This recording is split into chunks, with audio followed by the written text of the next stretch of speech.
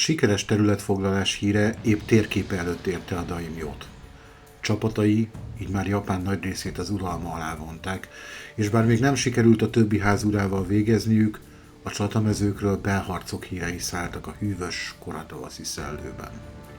Irányít csapatait harcba a többi játékossal, foglalj területeket és zsákmányolj a hódításhoz elengedhetetlen erőforrásokat a Small Samurai Empire játékban. Ez a 2-4 játékos számára készült társasjáték egy hadúr székébe ültet benneteket, hogy megpróbáljátok elfoglalni Japánt a saját hazátoknak, és így Japán császárává vagy sógunjává lépjetek elő. Sziasztok! Csima Vilmos vagyok, és ez itt a Játékra Kész YouTube csatorna.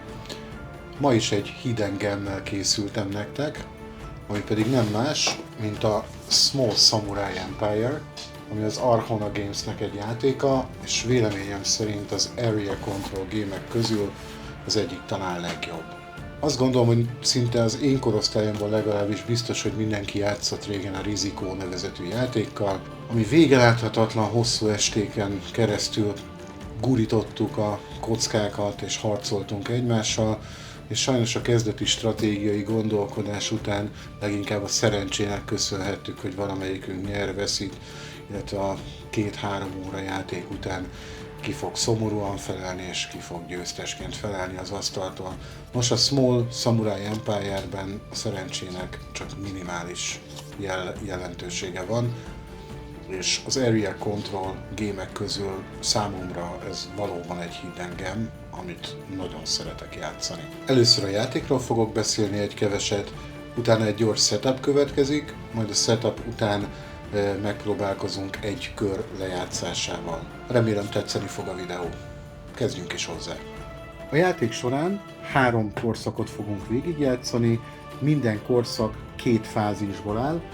Az első fázisban mindig egy planning, azaz egy tervező fázis, majd egy megoldó fázis következik, míg a másodikban is egy tervező fázis és egy megoldó fázis, mégis az első és a második fázis között vannak különbségek. Az első fázisban azzal kezdjük, hogy a kihúzott Destiny, azaz befolyásoló vagy sorskártyáink közül kiválasztunk egyet. Látjátok, ezek a kártyák úgy néznek ki, hogy valamelyik régió van rajta, a régió szimbólumával. Ilyenkor kiválasztunk egyet, azt a régiót választjuk ki, amelyikben szeretnénk elsősorban befolyást szerezni. Ez azért lesz a későbbiekben fontos, mert ahány régiókártya van egy bizonyos régió sor fölött, annyiszor fog számolni az adott kockánk értéke, ahol az értéke van, annyiszor, ahány kártya van fölötte. Tehát alapvetően, hogyha a lila régió fölött 3 van, a szürke alatt 1 sem, akkor nyilván a szürke régióban csak egyszeres pontokat fogunk számolni, míg a lila régióban 3-szoros pontokat, tehát úgy kell koncentrálnunk az erőinket is. Tehát hogy ez rögtön az első stratégiai szintje a játéknak, amikor meghatározzuk azt, hogy vajon melyik régió lesz az értékesebb. A régió befolyásoló kártyának a kijátszása úgy történik, hogy mind a 2 játékos megnézi a 3 régió kártyáját, kiválaszt egyet belőle, nyilván ezeket a másik játékos nem látja, és lefordítva leteszi. Ha 2 fős a játék, akkor random egyet még felhúzunk, azt elhelyezzük, majd mind a 2 régió kártya, amit kihúztunk, szintén felkerül ide. Ez most azt jelenti, hogy 1 pontot ezek már biztos, hogy érni fognak. A másik 2 kártyát lefordítjuk. Ez volt tehát az első szekvencia, első lépése. Ezután az úgynevezett order tokeneket kell elhelyezni. Beszéljünk egy picit ezekről az order tokenekről. Gyorsan, a abszolút teljesség igénye nélkül elmondom, hogy melyik token mire jó. Látható ez a kis kasza token, ezzel betakarítani tudunk, azaz ezzel tudunk zöld színű tokent szerezni magunknak. Van 2 féle mozgás, illetve 3 féle mozgás token. Az első, ami azt jelenti, hogy 3-at mozoghatunk. A mozgást úgy kell elképzelnünk, hogy vagy 3-6 testtel mozgunk egyet, vagy 2-vel egyet, és egy harmadikkal külön egyet. Tehát igazából ez 3 mozgást jelent. Van egy olyan, amelyik 2 mozgás, illetve, hogyha van egy zöld tokenünk, amit még pluszban ki tudunk játszani, akkor ezt a 2 mozgást hajóval is megtehetjük. A harmadik pedig 2 mozgás, és plusz egy zöld tokennel egy harmadik mozgás. Hogyan is néz ki ez a mozgás tehát?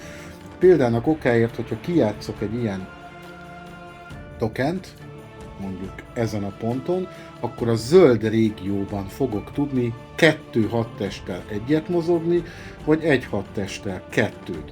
Hogyha ez egy olyan területen van, amelyik vízzel határos, és nem ezt a tokent játszanám ki, hanem ezt, akkor egy zöld kifizetésével ezt a 2 sárga katonát átmozgathatom a térképen bármelyik olyan régióba, amelyik határos vízzel, tehát van kikötővárosa vagy kikötője.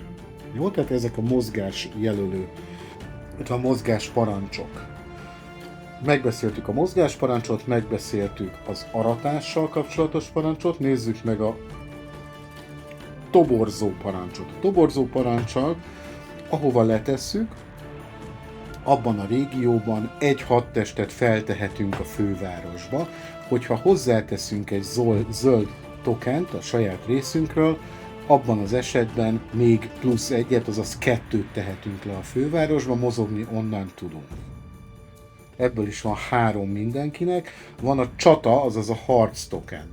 Ha harc token tesszük le, az egy kard azt jelöli, hogy egy ellenséges 6 testet levehetünk a térképről abban a régióban. Ha kifizetünk mellé egy Bushido tokent, akkor 2-t. Ebből is 2 ilyen van. És van még egy darab, amivel kastélyt tudunk építeni. A kastély az 2 katonát jelent. Tehát ha például egy olyan régióba szeretnénk építeni kastélyt, ami nem a miénk, illetve ahova a kastélyt leszeretnénk tenni, a régióban bárhova letehetjük a kastélyt, de ebben az esetben 2 darab hadegységet le kell vennünk, tehát ez 2-t fizetünk érte. Ez a végén 2-t fog jelenteni, illetve választhatjuk azt is, hogy a kastélyba toborzunk egy embert. Tehát ezzel lényegében a már meglévő kastélyunkba is egy embert bele tudunk tenni. Ezek lényegében a token parancsok. A játék folyamán látjátok, hogy ezeket a tokeneket, ezeket minden régióhoz tartozik adott számú lehetőség, ahova le lehet tenni. Nem kell sorban letenni, bárhova letehetjük a tokenünket. 2 fős játék esetén, tehát 2 vagy 3 fős játék esetén 4 tokent teszünk le, 4 fős játék esetén csak 3 tokent fogunk letenni az első éra első fázisában. Nézzük meg, hogy hogyan is zajlik ez a dolog. Egy dolgot még elfelejtettem, sajnos, méghozzá, hogy alapból van mindenkinek még 2 darab zöld resource tokenje, és 2 darab Bushido tokenje, tehát hogy nem üres kézzel indulunk csatába, már rögtön az elején ezt a setupnál elfelejtettem feltenni. Tehát kezdjük el. Mint látjuk, ahogy kisorsoltuk, a sárgái az első kör, ugye 4-et lehet letenni, sárga azt mondja, hogy mondjuk ő szeretne, nézzük csak, ugye a szürkében most nem nagyon érdemes még pakolni, hiszen az szinte 0 pontot ér, viszont a zöld, a lila és a narancssárga már egy-egy kártyával működik, úgyhogy példának okáért a narancssárgába kezd el mondjuk mozgatni, azt mondja, hogy ő ide szeretne rekrútolni. Itt bejön egy nagyon fontos dolog, méghozzá az úgynevezett passzív tokenek, tehát amikor, és ezt természetesen lefordítva tesszük le. Tehát abban a pillanatban, hogy ezt leteszem, itt van egy olyan lehetőség, amit azonnal igénybe kell vennem, ez pedig itt látható, hogy egy rekrútolás, azaz tudok egy embert toborozni, ezt ilyenkor azonnal el is végzem, megy is a fővárosba rögtön. Most a kék fog következni, ő is egy rekrúttal megy, viszont ő azt mondja, hogy aratna is, és itt megint egy nagyon izgalmas hibára hívnám fel a figyelmeteket, ugyanis elfelejtettem feltenni az arató helyekre random fel kell tenni mindegyikre egy tokent.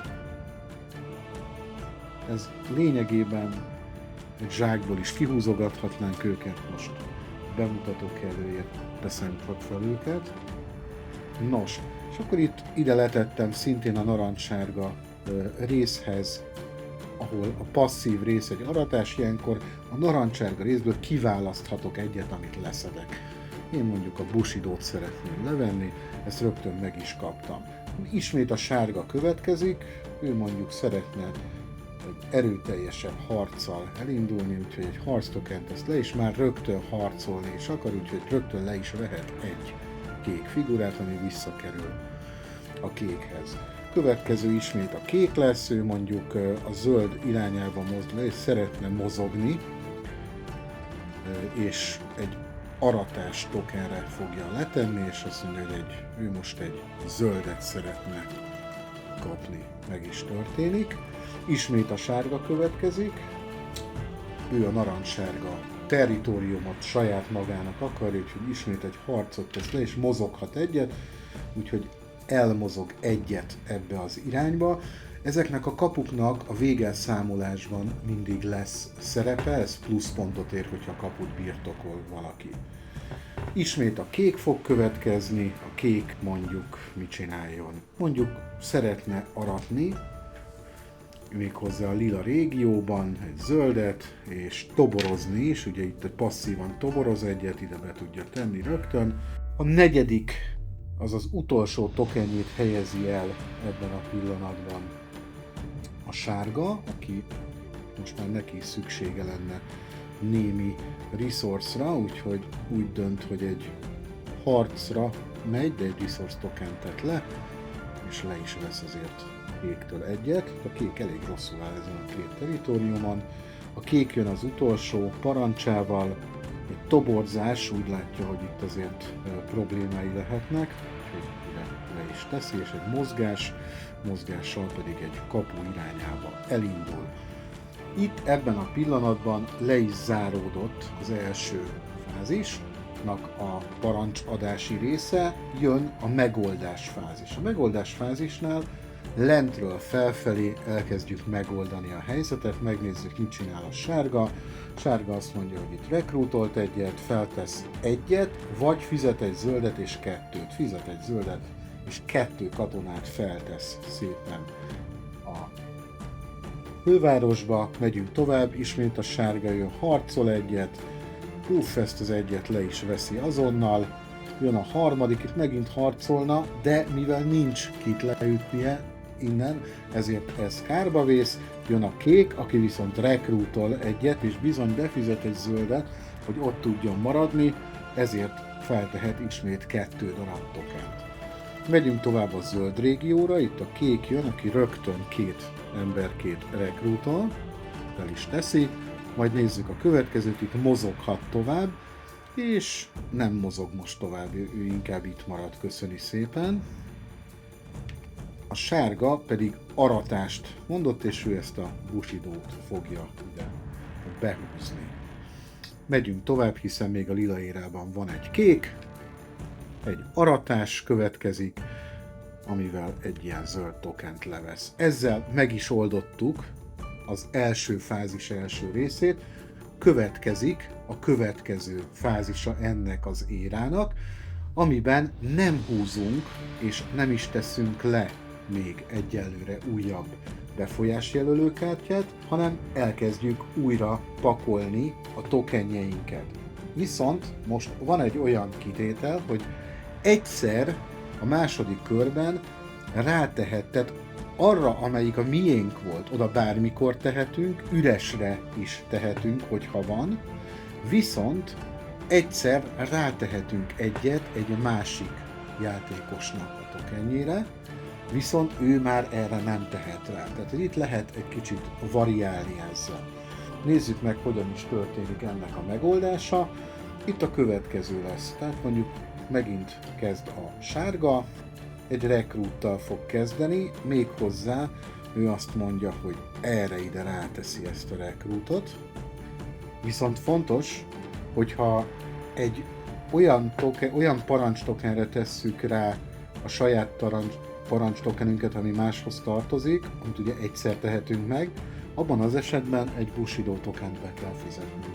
Szintén fontos, hogyha már a sajátunkra rátettük, akkor erre nem kerülhet rá egy kék token.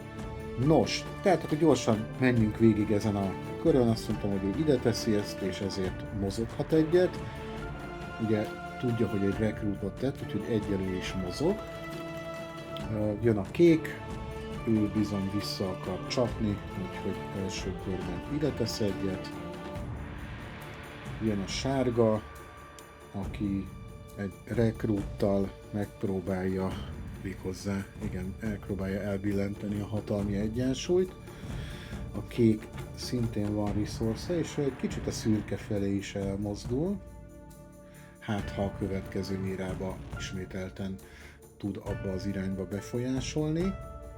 Jön a sárga, aki mondjuk egy mozgással indul, és egy azonnali, bocsánat, itt volt egy azonnali recruit, amit elfelejtettem, ezt rögtön ide be is teszünk egyet, és itt is egy azonnali recruit, amit be is teszünk rögtön. Ugye 3, most jön megint a kék, aki egy ismételten egy harc, ő még nem tett a sárgára, úgyhogy ő most itt visszacsap, és rátesz, befizeti a Bushido tokenjét, és levesz egy ellenfelet.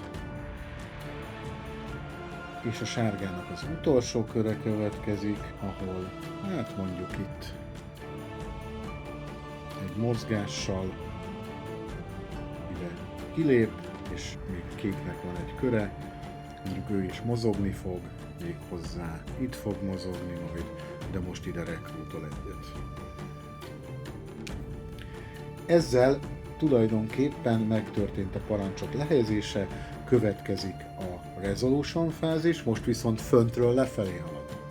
Tehát elindul a sárga, azt mondja, hogy 2-t rekrútolt, ide be is teszi gyorsan. A kék pedig mozogni szeretne 2-vel, hát mondjuk mozog egyet. Haladunk tovább, a sárga azt mondja, hogy ő bizony ide rekrútol 2-t a fővárosba, a kék pedig azt mondja, hogy oké, de én ebből 2-t rögtön le is veszek. Egy Bushido megtámogatva. Ismét a két következik. Bocsánat, nem fog ilyet csinálni, mert hogy ez már a narancssárgához tartozik, úgyhogy ez ide vissza is kerül, viszont innen le tud venni egyet, hát mondjuk ezt veszi le. Sőt, ugye befizetett egy Bushido tokent, úgyhogy még ezt is leveszi. Haladunk tovább, a kék, ismét egy kard, ismét egy Bushido, ő nagyon szeretné ezt a régiót elvinni, úgyhogy még 2-t levesz. Jön a sárga, aki arat egyet, és egy Bushido tokent elvesz, majd pedig mozoghat 2-t, hát tulajdonképpen a legegyszerűbb, hogyha ebbe az érába átmegy. És még a kéknek van itt egy, ahova rekrútol 2-t. És ezzel a mozdulattal vége is van az első érának. Ilyenkor a következő lépéseket kell megtennünk.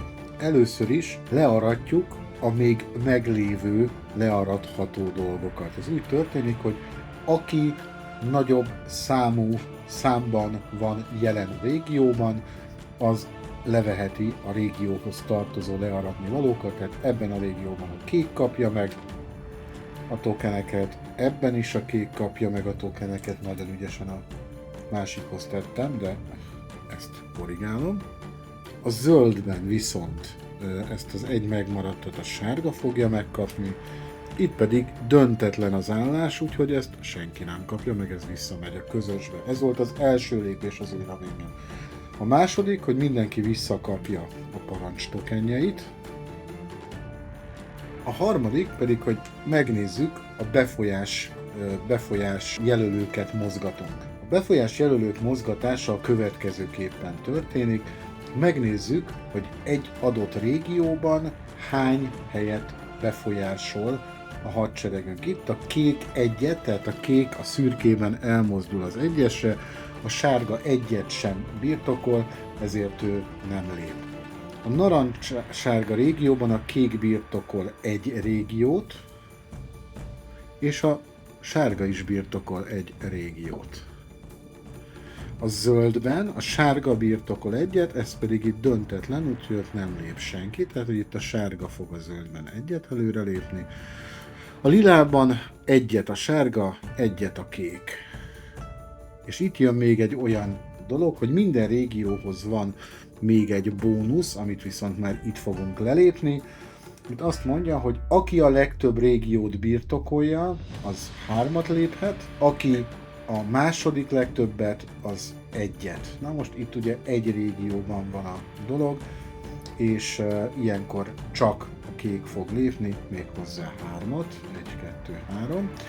A narancssárga régióban a kék birtokol 1-et, és a sárga is 1-et. Ilyenkor az a szabály, hogy itt látható, hogy a legtöbbet birtokló 4-et lépne, a második 2-t, viszont hogyha ez egy döntetlennel zárul, akkor mind a ketten megkapják az alacsonyabb számot, tehát azt mondjuk, hogy mind a ketten 2-t lépnek, a sárga is és a kék is. A zöld régióban a sárga birtokolja a legtöbbet, hiszen ez döntetlen, tehát ott a sárga fog lépni 3-at, 1, 2, 3. A lila régióban pedig a kék birtokol 1-et, és a sárga is 1-et, megint csak döntetlen, úgyhogy mind a ketten 1-et lépnek. És ezzel tulajdonképpen lezárult egy éra. A következő éra ugyanúgy kezdődik, mint az eddigiek, azzal a különbséggel, hogy mind a két játékos húz egy-egy kártyát, ismételten eldöntik, hogy melyiket szeretnék lehelyezni. Ebben az esetben, hát ugye a sárgának a zöld lenne jó, de az most éppen nincs, a narancssárgában nem áll túlzottan jól, a lilában ott azért elég jól áll, úgyhogy ő a lilát fogja most erősíteni, ide teszi. A kék viszont azt mondja, hogy neki most a szürkébe is érdemes valamilyen szinten erősíteni, és mint tudjuk, 1-et, mivel 2 játékos játszik, felcsapunk, és ez is a narancssárga lesz.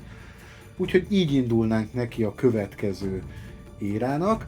Most nem fogjuk lejátszani mind a 3 érát, viszont elmondom, hogy a végső pontozásban még milyen szabályok lépnek életbe. A végső elszámolásnál először is az influenceket nézzük meg, tehát a 3. éra után is átmozgatjuk, majd az elért értékeket megszorozzuk annyival, ahány kártyát látunk az adott sorban. Tehát, hogy itt például mind a két játékos nem 3-at kap, hanem 6-ot, itt csak egyszeres szorzó van, itt megint kétszeres szorzó van, itt az egyik 8-at kap, a másik 10-et, és ezeket lelépjük a tracken.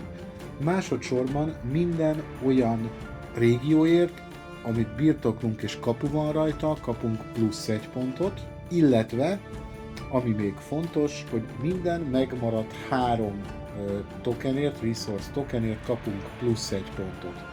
A végén az a játékos fog nyerni, akinek a legtöbb pontja van.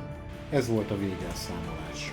Most ez volt a játék bemutatója a Small Samurai Empire-nek.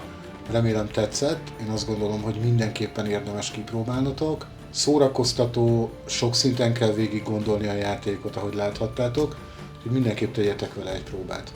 Ha tetszett a videó, ne felejtsetek el feliratkozni a csatornánkra, állítsátok be azt is, hogyha új videó érkezik, arról értesítve legyetek, illetve Facebookon is kövessetek be bennünket. Köszönöm szépen, sziasztok!